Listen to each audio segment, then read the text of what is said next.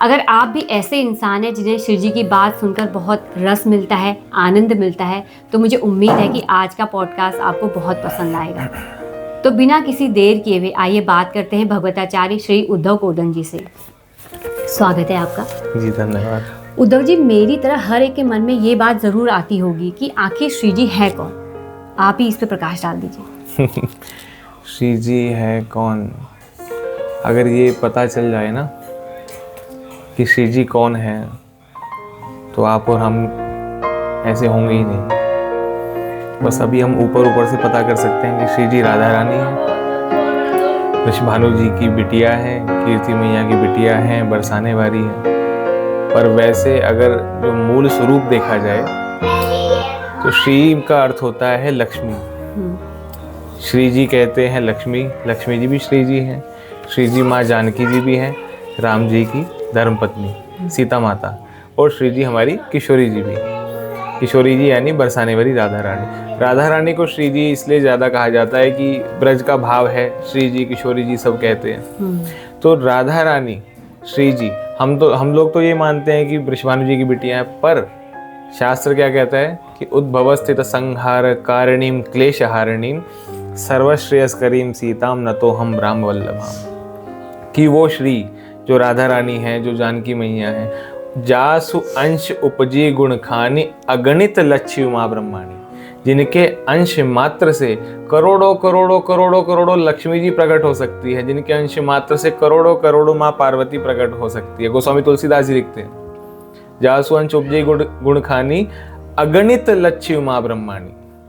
ब्रह्माणी लक्ष्मी जी अगणित प्रकट हो सकती है, उनका नाम है श्री जी, श्री राधा। तो श्री जी और कृष्ण एक ही है?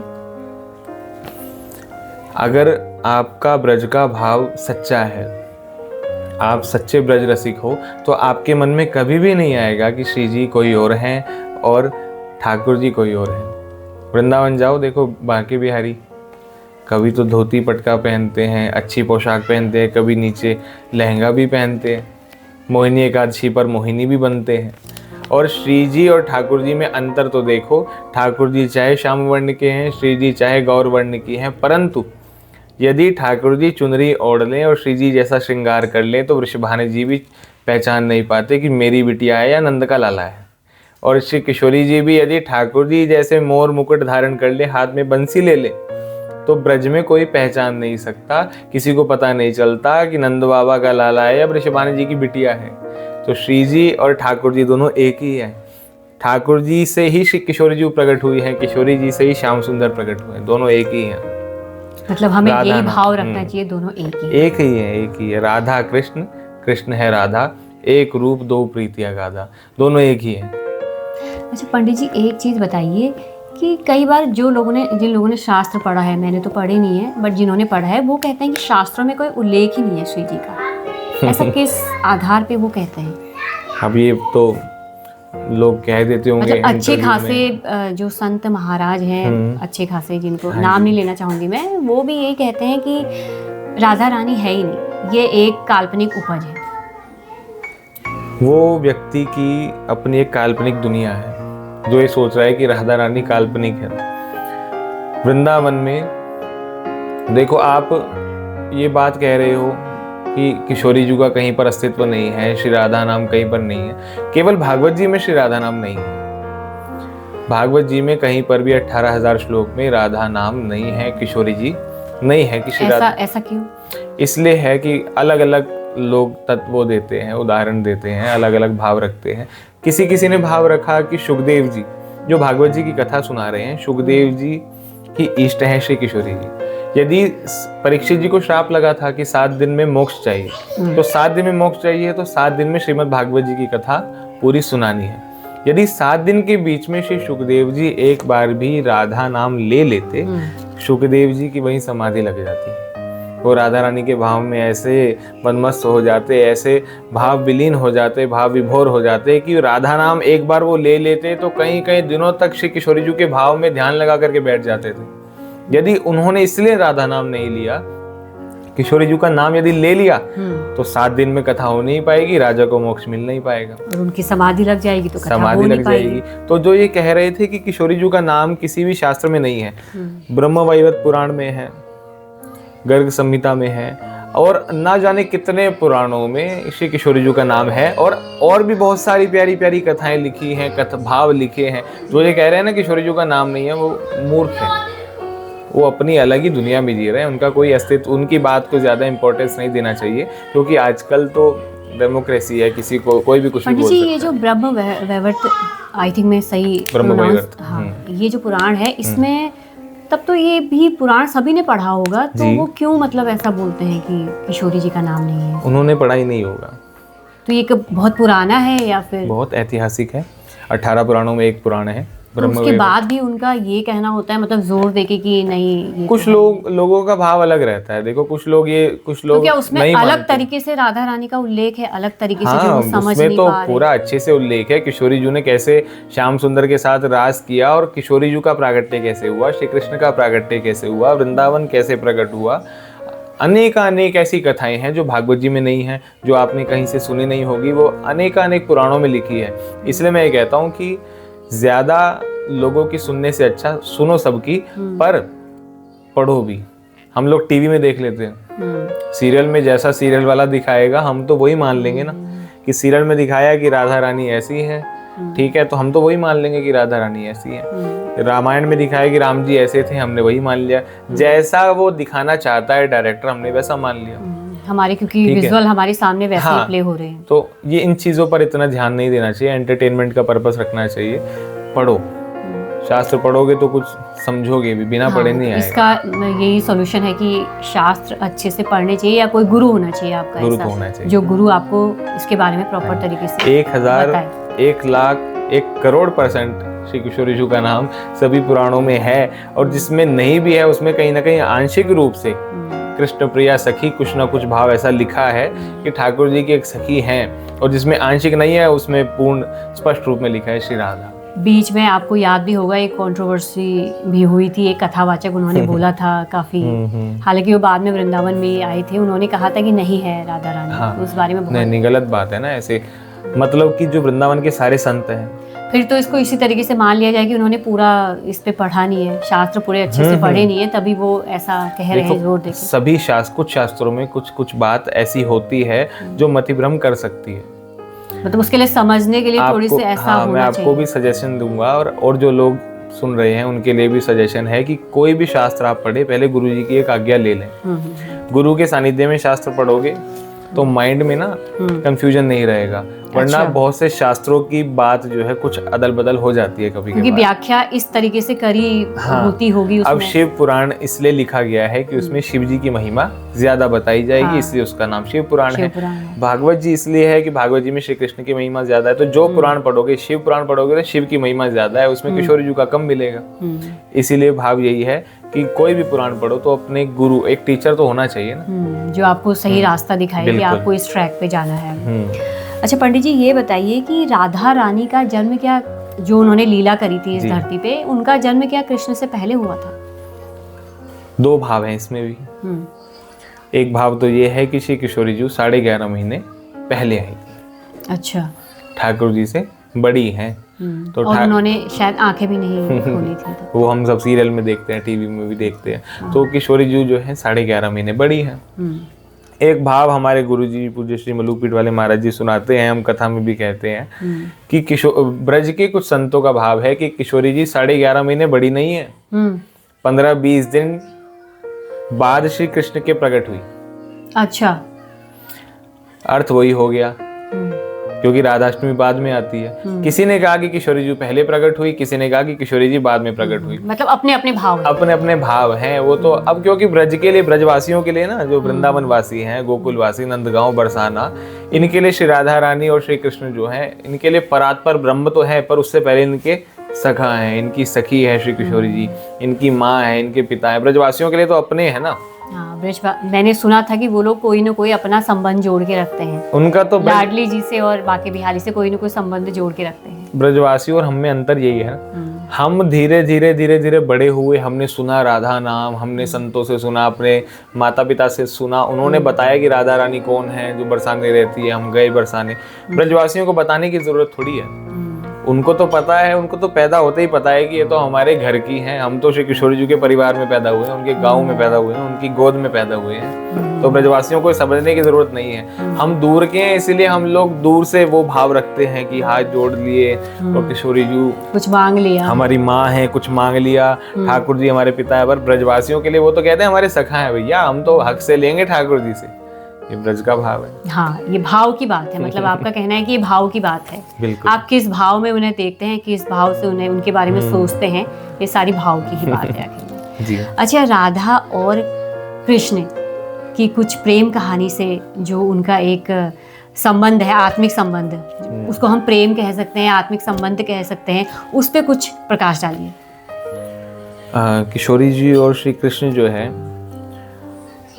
इनकी यदि आपने मूल प्रेम देखना हो किशोरी जी का, तो भागवत जी में एक गीत आता है, 2 गीत आते हैं, 2 बहुत अच्छे हैं। एक तो गोपी गीत है, एक आता है भ्रमर गीत। भ्रमर गीत। गीत तो काफी है, पर ये 2 गीत आप पढ़ना और इनकी व्याख्या समझना। गोपी गीत तो गोपियां रो रो करके श्री कृष्ण की याद में गा रही है, 19 श्लोक में। अच्छा। और रोते रोते बार बार ये नहीं कह रही कि कृष्ण हमें मिल जाओ। उनके कहने का तात्पर्य ये है कि कृष्ण आप वृंदावन से दूर चले गए। श्री किशोरी जी रो रही है, सारी सखियां रो रही हैं कि हे कृष्ण आप हमसे दूर चले गए, निकुंज को छोड़ करके, और निवृत्त निकुंज के भीतर और सघन वन निकुंज के भीतर आप रात्रि के अंधकार में प्रवेश कर गए। ये लीला गोपी गीत तब गाया गया था जब श्री ठाकुर जी गोपियों के साथ रास रचा रहे थे शरद पूर्णिमा की रात्रि में। तो ठाकुर जी गोपियों के मन का एक भाव दूर करने के लिए, एक मान आ गया था, उस मान को दूर करने के लिए सभी को छोड़ करके भीतर कुंज में दौड़ गए। तो सब गोपियां रुरुदुहु सुस्वरम राजन कृष्ण दर्शन लाल साहा एक ही स्वर में गा रही थी और एक ही स्वर में रो रही थी। मतलब गाते रोते रोते गा रही थी और बार बार गा करके यही कह रही थी कि कृष्ण हमें अपनी चिंता नहीं है, हमें ये चिंता है कि आप रात्रि में भीतर कुंज में दौड़ गए, आपके पाँव में कोई कांटा लग गया तो आपके शरीर को इतना कष्ट नहीं होगा जितने हमारे दिल में पीड़ा होगी। आपके चरण मेरे दिल में बसते हैं, आपके चरण मेरे हृदय में बसते हैं। आपके चरणों में कष्ट आया तो मेरे दिल में बहुत तेज दर्द होगा। आपके चरणों को कष्ट ना पहुंचे। आपके जन्म लेने के कारण वैकुंठ आदि लोकों से भी ज्यादा ब्रज की महिमा बढ़ गई है। और गोपियां क्या कहती है, जड़ उदीक्षताम पक्ष्म कृदृशाम, कि हे कृष्ण हम आपकी याद में इतना रो रही हैं और आपको एक बात बतलाएं, रोते रोते गा रही हैं कि जब हम आपको देखती है ना, सुबह सुबह आप निकलते हो बंसी लेकर के, गैया को लेकर के जाते हो निकुंज की ओर। हम सुबह सुबह अपने द्वार पर आकर के बैठती हैं कि कृष्ण कन्हैया जा रहे हैं। तो पूरा दिन सुबह से शाम तक जब गोधूली वेला होती है आप वापस आते हो ना, हम उसी द्वार पर खड़े रहते हैं और देखते रहते हैं कब आएगा कन्हैया, कब आएगा।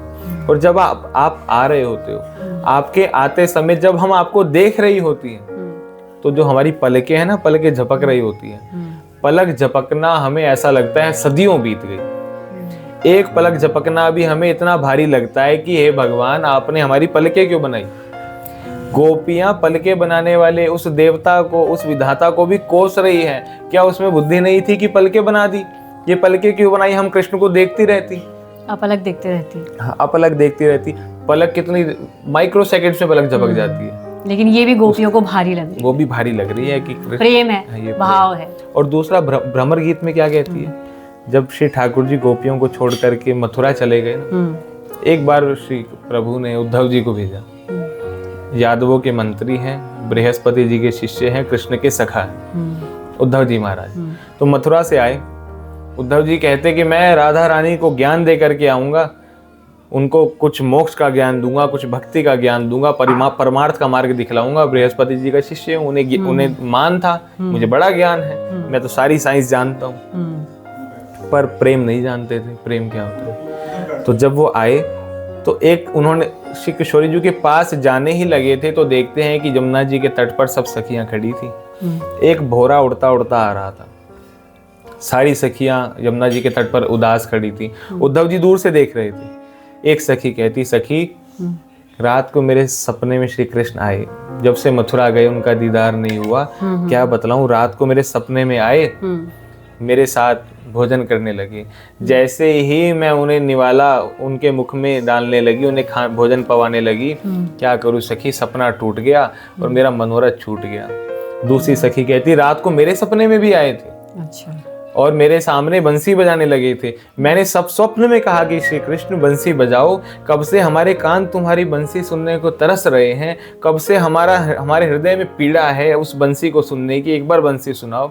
सखी क्या बतलाऊं, जैसे ही कमर से कृष्ण ने बंसी निकाली, अधरों पर पधराई, फूंक मारने से पहले ही सपना टूट गया, मनोरथ छूट गया। सब सखियां रो रही थी कि ये हुआ ये हुआ। एक तो कहती मेरे साथ रास रचा रहे थे, जैसे ही मैंने कृष्ण का हाथ थामना चाहा सपना टूट गया। सब रो रही थी। तो सब कहती है राधा रानी, हम सभी को सपना आ रहा है, हम सभी के सपने में आते हैं रोज, आपके सपने में नहीं आते, आप कुछ बताओ। तो श्री किशोरी जी कहती है, मैं सपने के बारे में तब बतलाऊं यदि मुझे नींद आती हो। जब से श्री कृष्ण गए हैं मेरा चैन चला गया, मेरी नींद चली गई, तब से इन पलकों ने झपकना छोड़ दिया। वही है ना, प्रेम की पराकाष्ठा है। हाँ, प्रेम की पराकाष्ठा है। तब से सपना आना बंद हो गया। हर समय आंख बंद करती हूँ तो कृष्ण है, आंख खोलती हूँ तो कृष्ण है, जिधर देखो उधर कृष्ण है। तो वो जब उद्धव जी ये सुन रहे थे, उन्होंने देखा एक भोरा आया, तो गोपियां उस भोरे को सुनाने के माध्यम से उद्धव जी को सुना रही हैं। उन्हें समझ आ गया कि उद्धव जी ज्ञान देने आए। तो भोरे को क्या कहती है कि अरे भोरे, तू हमारे पैर पकड़ने मत आ यहाँ पर, हम जानते हैं तो उस कृष्ण का सखा है, वो छलिया है, नंद का लाला है, अरे हम तो अभागन है जो उससे प्रेम कर बैठी। प्रेम की पीड़ा देखो कि अपने आप को कोसने लगी कि मैंने कृष्ण से प्रेम क्यों किया। अरे ये तो ये सच बात है, ये बड़े कठोर है। जब ये राम बन करके आए थे, वो शूर्पणखा इनको अपना दिल ही देने आई थी, इन्होंने नाक कान काट दिया। उस हिरन ने क्या किया था, वो तो हिरन जंगल में घूम रहा था, इन्होंने उसे मार दिया। सच बात है, ये राम बन करके आए तब भी अपनी मैया को, सब परिवार को छोड़ करके चले गए। ये कृष्ण बन करके आए तब भी सबको छोड़ करके चले गए। इन्होंने रूप बदल लिया, युग बदल लिया, व्यवहार बदल लिया, पर मन की वो कठोरता गई नहीं। गोपिया सच में नहीं कह रही कि कठोर है, वो दिल का दर्द है, और वो दर्द कह रहा है कि वो कठोर बनकर हमसे दूर क्यों चले गए।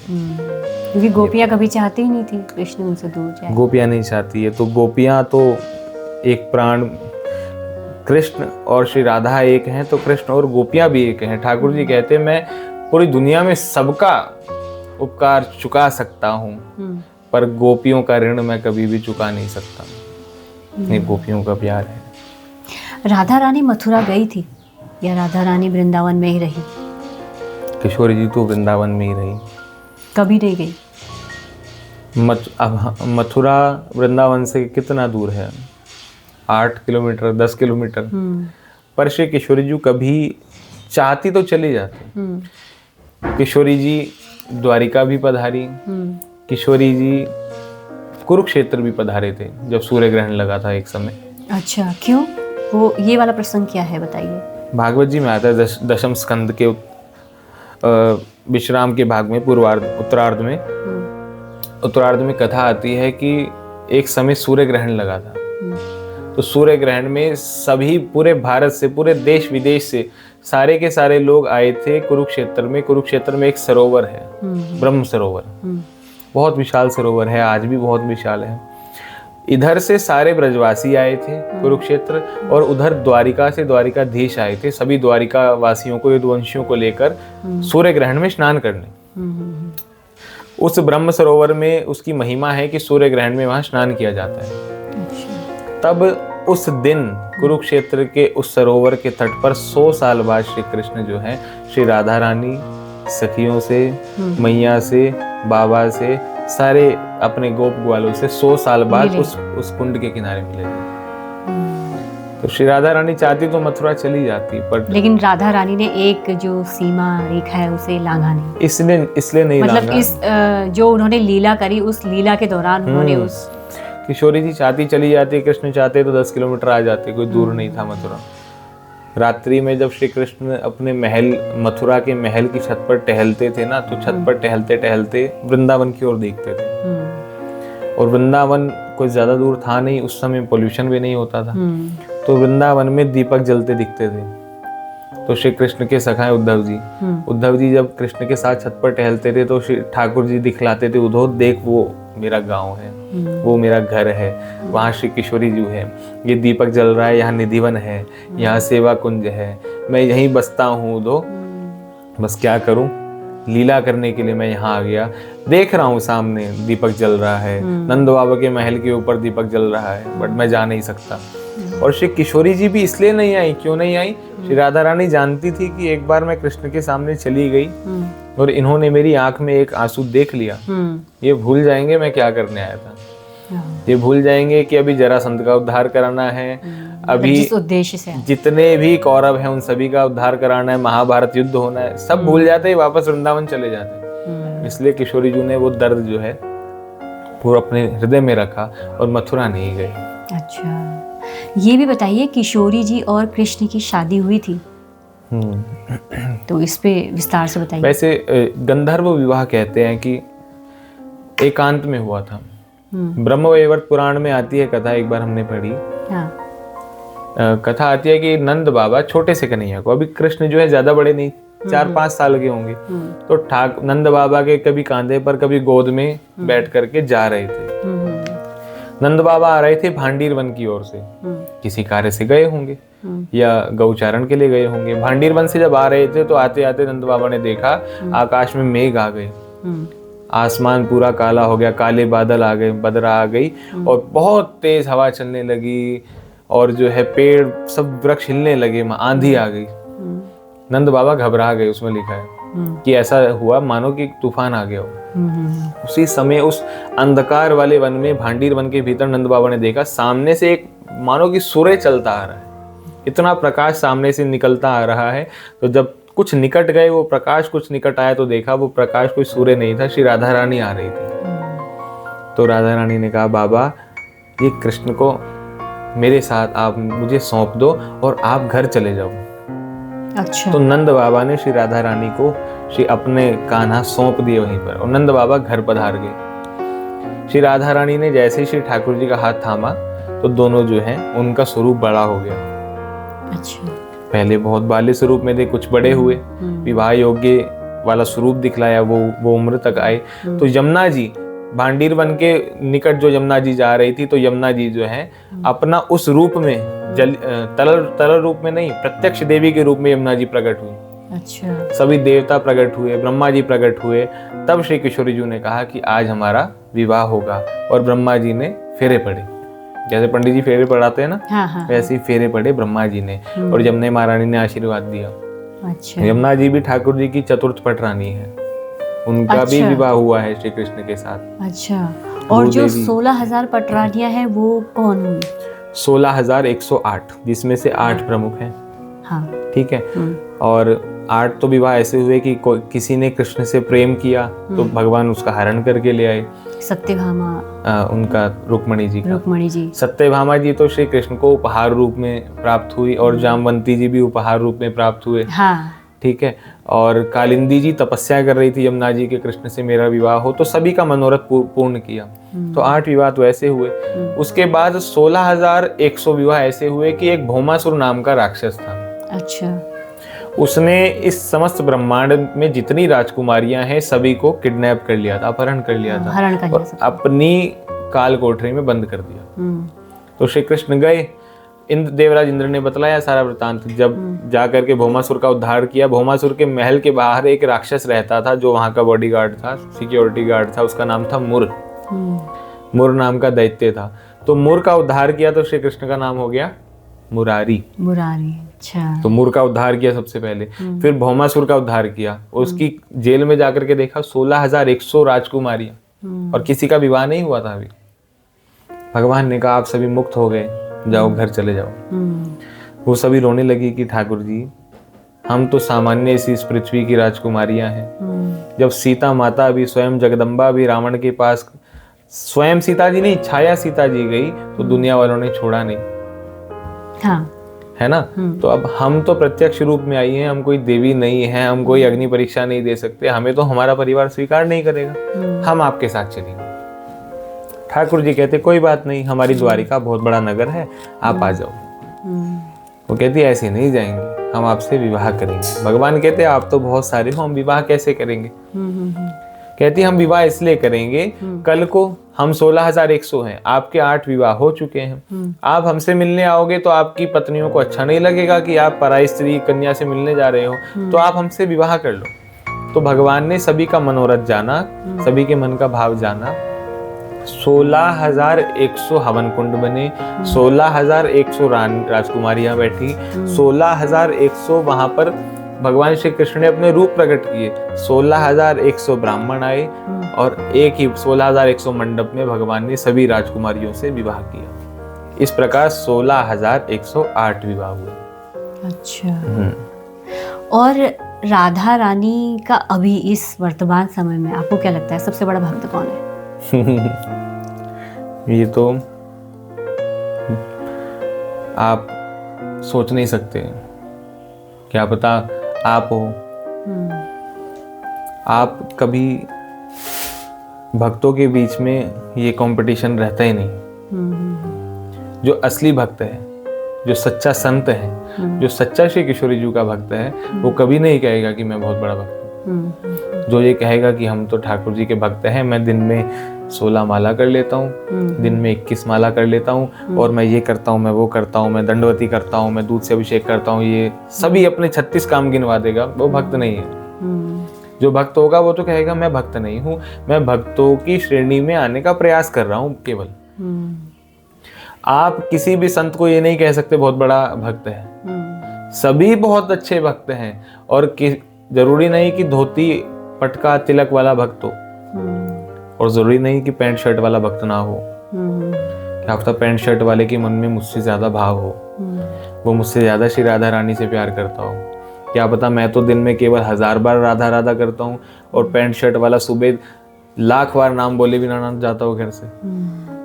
एक्चुअली ये बातें मेरे दिमाग में इसलिए आ रही थी, जैसे प्रेमानंद महाराज जी हैं, हाँ जी, उनका जो अभी व्यक्तित्व है, जो राधा राधा का जो हर वक्त जप करते रहते हैं, तो उसे देखते मुझे लगा कि शायद अभी इस टाइम पे वो ही सबसे बड़े भक्त के रूप में मुझे नजर आते हैं राधा रानी। नहीं नहीं नहीं, प्रेमानंद जी, पूज्य श्री प्रेमानंद जी महाराज जी से भी आप कहोगे कि आप राधा रानी के सबसे बड़े भक्त हो, वो कहेंगे कि मैं तो हूं ही नहीं।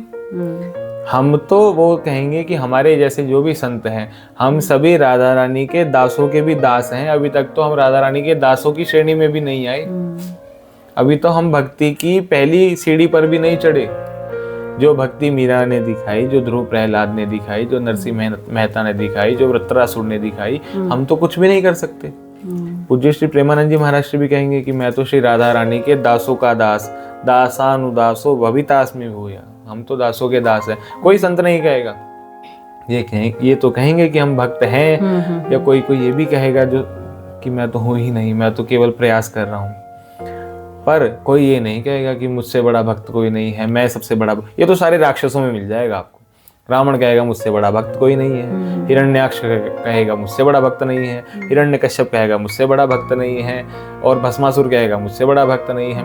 ये राक्षसों के गुण हैं। मतलब एक जो सच्चा भक्त है वो कभी ये नहीं जताएगा कि मैं सबसे बड़ा भक्त हूँ। ना ना ना, कोई संत कहेगा ही नहीं कि मैं बड़ा भक्त हूँ। पूज्य श्री प्रेमानंद जी महाराज श्री, क्या पता प्रत्यक्ष श्री किशोरी जी से वो बात करते हो। हम लोगों का स्वभाव बन गया ना, हम तो YouTube पर देखते हैं, YouTube पर देख लिया तो हमें जो संत अच्छे लगे हम सोचते हैं कि ये सबसे बड़े हैं। हाँ, वो हैं सबसे बड़े। आपके गुरुजी सबसे बड़े हैं, हमारे गुरुजी सबसे बड़े हैं, कैमरामैन के गुरुजी सबसे बड़े हैं, हम सभी के गुरुजी सबसे बड़े हैं। पर हमें कभी भी ऐसा नहीं सोचना चाहिए कि ये ज्यादा बड़े भक्त हैं, ये थोड़े कम हैं, ये ज्यादा बड़े भक्त हैं, ये तो है ही नहीं। सभी जो भी श्री किशोरी जी का नाम ले रहे हैं, सब पर श्री राधा रानी की कृपा है, सब सामान्य है, हम सभी लगे हैं लाइन में। बस बात क्या है, वो सभी ट्रेन के इंजन है। जो संत हैं वो ट्रेन के इंजन हैं, और हम जो सबसे अधम जो भक्त हैं, हम आखिरी के डब्बे वाले हैं। सबसे लास्ट में हम पहुंचेंगे स्टेशन पर, हमें ज्यादा टाइम लगेगा, बस वो लेकर के जा रहे हैं। राधा रानी ने कभी क्या प्रत्यक्ष दर्शन दिए होंगे किसी को इस कलयुग में? बहुत बहुत बहुत बहुत ऐसा होता होगा। जिसको दिए, मैं पिछले पॉडकास्ट में भी बतलाया था राधा रानी ने बहुत से भक्तों को दर्शन दिया है। एक ब्रज के भक्त हैं, उनका नाम अभी मुझे स्मरण नहीं आ रहा। एक बार मैं कथा में सुनाता हूँ कि उनकी ना बहुत बड़ी जटाएं थी। उनकी जटाएं ब्रज के एक निकुंज में, वहाँ के वृक्षों में कुछ कांटे भी होते हैं। एक कांटेदार वृक्ष था, उनकी जटाएं अड़ गई थी। तो उन जटाओं को सुलझाने के लिए श्री किशोरी जी प्रकट हुई थी। अच्छा। और जब श्री किशोरी जी ने उन्हें अपना दर्शन दिया, वो अड़ गए थे, उन्होंने जटाएं सुलझाई नहीं थी। वो चाह रहे थे कि ठाकुर जी, मैंने सुना है वृंदावन में हुक्म चले श्री राधा रानी का, यहाँ का पत्ता पत्ता राधा राधा बोलता है, यहाँ का पत्ता श्री किशोरी जी की इच्छा बिना हिलता नहीं। तो यानी कि मैं ब्रज में हूँ, मेरे बाल अड़े तो ये भी किशोरी जी की इच्छा से हुए। तो अब जिसने उलझाए हैं मैं तो चाहूंगा वही सुलझाए। तो वो हिले ही नहीं वहां से। तब श्री किशोरी जी को आना पड़ा। अच्छा।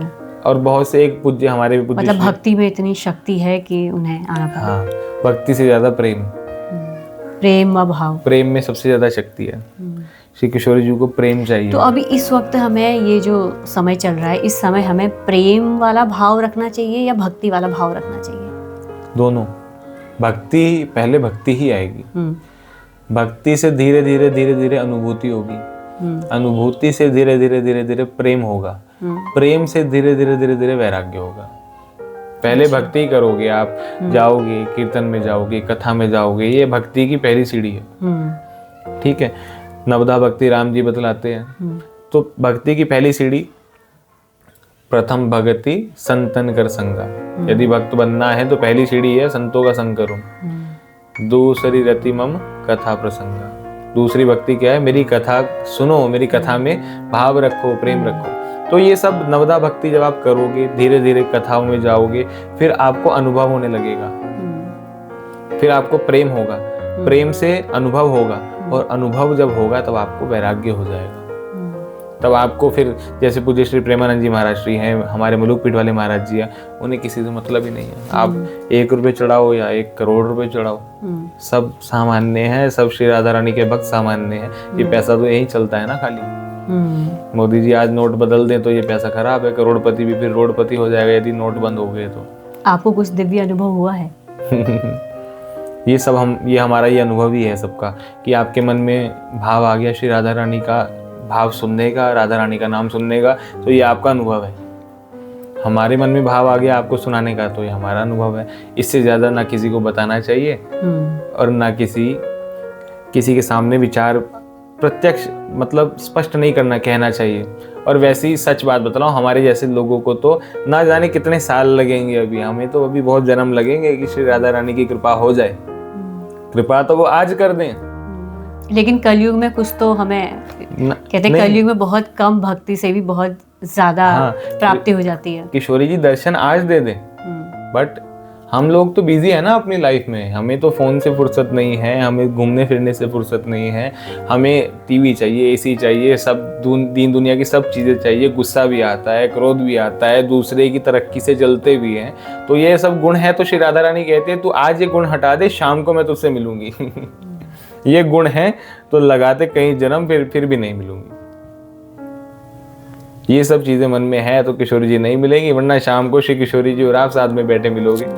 मतलब ये वही बात होगी कि भाव की बात है। अगर आप वैराग्य लेते हो, भाव नहीं है तो नहीं मिलेगी। लेकिन अगर आप इस गृहस्थ जीवन में हो, भाव है तो यहाँ भी मिल सकती है। हाँ, बस ये है कि भाव भी होना चाहिए। और दूसरा, मन, सबसे पहले मन को मथो, मन को मांझो, मन को साफ करो, इसको चिकना बिल्कुल साफ सुथरा बनाओ। मन तो बहुत मैला हो गया, काला मन हो गया ना हम सभी का। गुस्सा आता है, लोगों की तरक्की से जलते हैं, लोगों को गाली दे देते हैं। दूसरे की गाली जब तक हम पर असर कर रही है तब तक हमें वैराग्य नहीं हुआ। दूसरे की तरक्की से हम जल रहे हैं, हमें वैराग्य नहीं हुआ। हमें और चीज चाहिए, सेटिस्फेक्शन नहीं है लाइफ में, तो हमें वैराग्य नहीं हुआ। जब तक ये है तब तक श्री किशोरी जी हमें नहीं मिल सकती। यदि किशोरी जी को के चरणों की भक्ति प्राप्त करनी है, किशोरी जी का दीदार करना है, तो ये सब खत्म कर दो। सेटिस्फेक्शन लाओ लाइफ में कि आप संतुष्ट हो। किशोरी जी बड़ी कृपा है, बड़ा बंगला नहीं है, कोई बात नहीं, अपने घर में हो। हाँ पंडित जी, जैसे प्रेमानंद जी कहते हैं कि आप बहुत ज़्यादा जप करो, बहुत ज़्यादा राधा नाम का जप करो, तो इसके बारे में कुछ विस्तार से बता दीजिए। कितना जप करना चाहिए और कब करना चाहिए, कब राधा रानी मिलेगी, कितने जब से मिलेगी, ये एक शायद मेरे नहीं सबके मन में ही आता होगा। ये भी जब कोई ये कहे कि कब करना चाहिए तो उसे कह वो कि अब करना चाहिए। आप बहुत लेट हो गए, हम बहुत लेट हो गए कि अभी तक हमने श्री राधा रानी से प्रेम नहीं किया। हम बहुत लेट हो गए। कलयुग तक आ गए, त्रेता में भी आए होंगे, सतयुग में आए होंगे, त्रेता में आए होंगे, द्वापर में आए होंगे, तभी तो बार बार जन्म लेने के कारण कलयुग तक आ गए और हमें लगता है कि इसके आगे भी हमें जाना पड़ेगा। तो हम बहुत लेट हो गए। जितना ज़्यादा नाम जप करो। अरे आप लोग, मैं देखता हूँ कि मुंबई जाते हैं, फिल्मी अभिनेता के घर के बाहर खड़े रहते हैं उनको देखने के लिए, उनकी झलक पाने के लिए। अब कोई व्यक्ति 1 साल तक, कोई भी बड़ा अभिनेता है, उसके घर के बाहर खड़ा हो जाए और 1 साल तक कभी ना कभी तो उसकी भी नजर पड़ जाएगी कि यार ये रोज आ रहा है, ये रोज आता है, ये कुछ अलग है, ये बार बार मेरा नाम बोलता है, तो कभी ना कभी तो वो उसे मिलेगा। तो श्री राधा रानी भी कभी ना कभी तो वही है ना, कभी तो लाडली पूछेगी ये कौन पढ़ो मेरे द्वार, कभी तो श्री किशोरी जी पूछेंगी, बार बार हम जाएंगे तो कभी ना कभी तो उनकी नजर पड़ ही जाएगी। तो बार बार राधा राधा राधा राधा राधा राधा, इसलिए ये, इससे आपका मन साफ होगा, भक्ति होगी। और ये कहीं पर भी मेंशन नहीं है कि कितना नाम लेने से श्री राधा रानी मिल जाएंगी। क्या पता एक नाम ही सच्चा निकल जाए, क्या पता आप 1,00,000 नाम भी बोलो, वो आप ऐसा टास्क समझ करके बोल रहे हो कि गुरुजी ने कहा है कि इतना नाम जपना है, राधा राधा राधा राधा राधा राधा, फोन चल रहा है, राधा राधा राधा राधा राधा राधा, टीवी चल रहा है, राधा राधा राधा राधा राधा राधा, कार में बैठे हैं, राधा राधा। ठीक है, मतलब मुंह से बोल रहे हैं लेकिन ठीक, अगर आप चीजों में, हाँ, जैसे फोन ले लिया, रील चल रही है, राधा राधा राधा राधा राधा राधा, अच्छी बात है, बट आपका ध्यान तो वहाँ है, राधा रानी के चरणों में थोड़ी है। आप टीवी देख रहे हो, राधा राधा राधा राधा राधा राधा राधा, ध्यान तो टीवी में है ना आपका। मैं समझता हूँ, ऐसा कहते हैं सभी संत, कहते हैं कि कभी भी, किसी भी समय, किसी भी जगह, इधर की आप नहा रहे हो, बाथरूम में हो, तब भी बोल सकते हो। हाँ, ये मैंने प्रेमानंद जी को ही सुना था कि आप राधा नाम ऐसा है जो आप कहीं भी ले सकते हो, कहीं भी ले सकते हो, किसी भी जगह। हवा सब जगह है, श्री राधा रानी की कृपा सब जगह है, कहीं पर भी राधा नाम ले सकते हो। बट आप ये सोचो कि मेरा मन का भाव जो मैं बतला रहा था, मेरे मन का भाव ज्यादा ये रहता है कि हर जगह नाम रटो, पर जब आप कभी एकांत में कमरे में बैठो, सच्ची अनुभूति किशोरी जी की करनी है, तो कमरा करो बंद, उस कमरे में 2 घंटे तक कोई ना आए, लाइट कर दो बंद, एक दीपक जलाओ, उसे या तो देखते रहो या वहाँ कमरे में आंख बंद करके बैठे रहो, उस कमरे में शोर नहीं होना चाहिए। फिर वहां बैठ करके श्री राधा श्री राधा श्री राधा श्री राधा, तब आपको जो अनुभूति होगी वो बिल्कुल नेक्स्ट लेवल होगी, उस बयान नहीं करी, वो नहीं बयान हो सकती। और ये रोज आप करोगे तब आपका मन ऐसा साफ हो जाएगा, आपको लगेगा कि श्री राधा रानी तो मेरी है, मैं राधा रानी का हूँ। राधा रानी ने अपनी जो लीला है, इस धरती पे जो लीला करी थी, उसको विश्राम कब दिया और क्यों दिया? किशोरी जी की लीला विश्राम नहीं हुई। प्रत्यक्ष रूप में श्री किशोरी जी, हम सभी लोग सुनते हैं कि गोपी कुंड में सभी गोपियों ने अपनी लीला को विश्राम दिया, बट श्री किशोरी जी ने अपनी लीला को कभी भी विश्राम नहीं दिया। वो आज भी बरसाने में रहती हैं, वो आज भी वृंदावन आती हैं, वो आज भी गोकुल जाती हैं, वो आज भी गिरिराज जी की तलहटी में मिल जाएंगी, श्री कृष्ण आज भी मिल जाएंगे। प्रत्यक्ष रूप में दिखना बंद हो गए, क्योंकि सबको हमें रोज मिलेंगे तो फिर वो हमारा अनुभव खत्म हो जाएगा। और हम लोगों का तो स्वभाव ऐसा है, जो ज्यादा पास आ जाता है ना, उसका महत्व कम हो जाता है। जितनी दूर है ठाकुर जी उतने अच्छे, हमें मिल जाएंगे ना, हम तो इतने ऐसे हैं, हमारा स्वभाव इतना बुरा है हम लोगों का। यदि ठाकुर जी हमें मिलना शुरू हो गए तो हमने उनको भी नेग्लेक्ट करना शुरू कर देना। हाँ ठाकुर जी आज मैं जा रहा हूँ जरा पार्टी में, कल मिलूंगा आपसे। तो ठाकुर जी दर्शन ना ही देना, अंत समय में दे देना, वो बहुत अच्छा। अभी दे दोगे तो फिर मैं सबको गाता फिरूंगा, पॉडकास्ट में कहता रहूंगा, न्यूज़ चैनल में कहूंगा, सारी दुनिया को बतलाऊंगा मुझे कृष्ण मिले हैं, मुझे दीदार हुआ है। और जो कह रहा है उस पर कभी विश्वास मत करना।